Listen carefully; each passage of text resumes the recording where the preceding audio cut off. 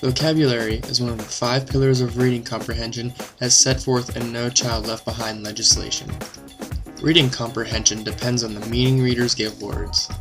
The more vocabulary words students know, the better they are able to comprehend. A large vocabulary opens students up to a wider range of reading materials.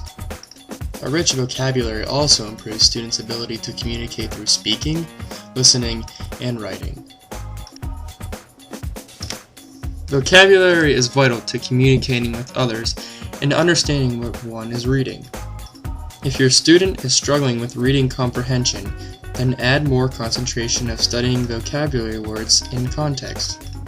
Encourage your students to look up words that they do not understand. Vocabulary is the study of the meaning of words, how the words are used, root words, prefixes, suffixes, and analogies. When students learn about the parts of words, prefixes and suffixes, and about root words, they are able to figure out many new words. Also, looking at the origin of words from other languages, this helps increase word and world knowledge. Although no particular method for teaching vocabulary has been identified as best to use, a number of instructional strategies have shown significant growth in students' vocabulary. Many words have several different meanings. Students can study the meaning of words and the part of speech to help their vocabulary. Being on the lookout for words, finding out what they mean, engaging in wordplay, looking for multiple meanings, and looking up words in the dictionary all support the acquisition of a powerful vocabulary. A root word is a full-fledged word in and of itself. For example, the word port is the root word for export, which has a prefix, and portable, which has a suffix. Learning to recognize word roots early on is crucial in a child's education, as it not only helps carry spelling skills over to reading fluency, but also greatly increases general comprehension skills, reading or otherwise. When we talk about analogies, this is comparing 2 pairs of words and choosing the pair that go together. Creativity and emotion are closely related to and affected by one's ability to analogize.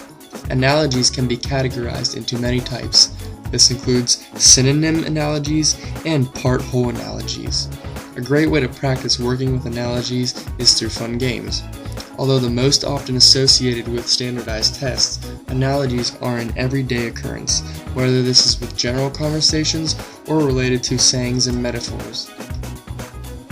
To see how words are used, students must study the words in context. They must apply what they learn by writing sentences in their own words.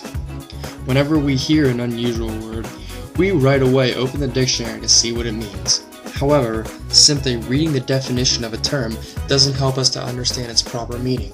One has to see how words are used in context in order to fully grasp the concept. The problem with vocabulary is the students don't understand the meaning of words, but in the upcoming slides, we will talk about how we can overcome this struggle. One of the first strategies to overcoming a vocabulary struggle is to create a KWL chart, or you can do an anticipation guide before reading. The traditional KWL chart can be used with any content area to start students thinking about what they know about a topic, what they want to know about that topic, and what they have learned at the end of the unit. It can be adapted for research by adding a column between the W and the L that requires students to think about how they will use resources to find the answers to their questions. A KWL chart can be used as an assessment for learning because a teacher can quickly tell what students already know and understand about a certain topic.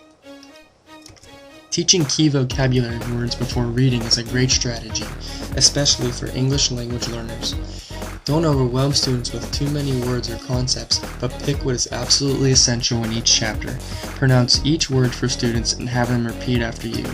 Introduce the vocabulary in a familiar and meaningful context, and then again in a content-specific setting. Use of word sorts can develop automatic and fluent reading of word families with repeated practice. It also invites students to be reflective thinkers and learners. Moving on to the next strategy, we come to keywords. Students can make diagrams or posters that they can refer back to at any time during a reading. Reading aloud to students is very important because it carves out a time to make special connections with them. This will help them later to excel in life.